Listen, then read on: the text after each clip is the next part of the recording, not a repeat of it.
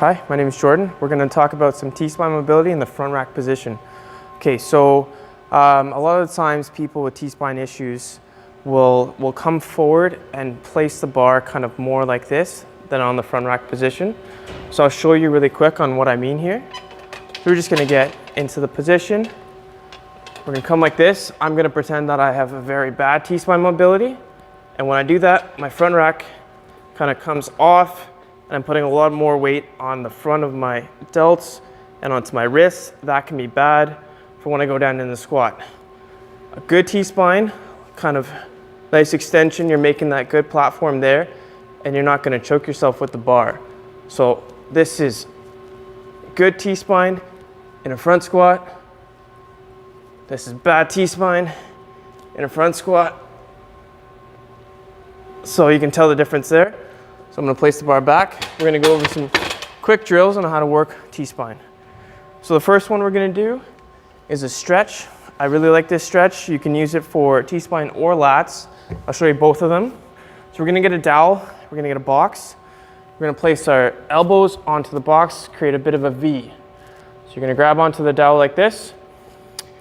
If I flatten my back out, focus on lumbar extension, I'm going to be working on T-spine. So I'm going to push my head forward and lean back, and I'm going to be working on T-spine with this one right here. So I'm going to come back up, show you one more time. Lumbar extension. Good stretch there. Now, if I wanted to work on my lats, I roll that hip down, posterior pelvic tilt, and you can see that T-spine kind of rolls over. And you should feel this one more in your lats.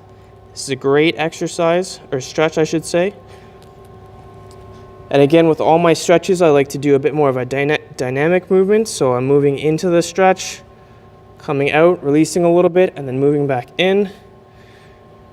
Maybe for about 1 to 2 minutes.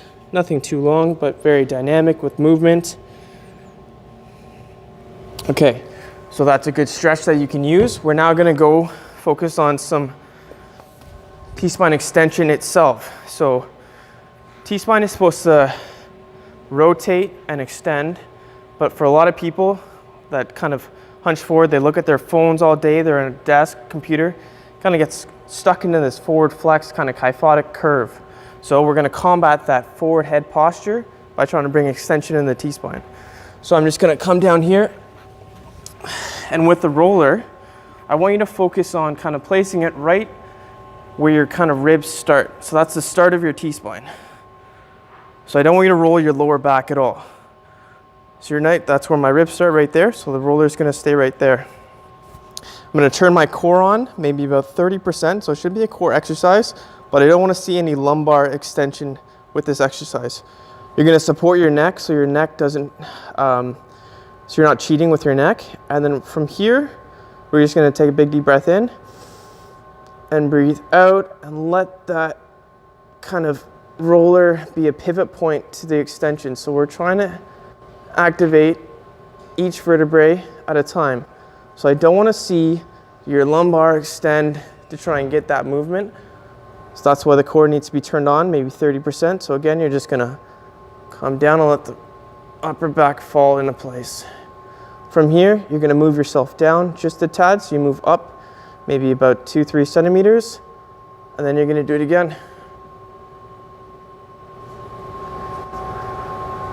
So you're going to work your way to the top of your T-spine, nice and slow, and if you feel like there is some restrictions, like I find right here, I'm just going to come back up and fall into it again,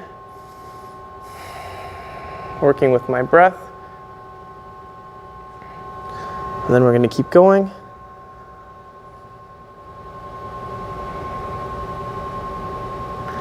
So right at the spine of your scapula, or pretty much the base of your neck, this is going to be your last one.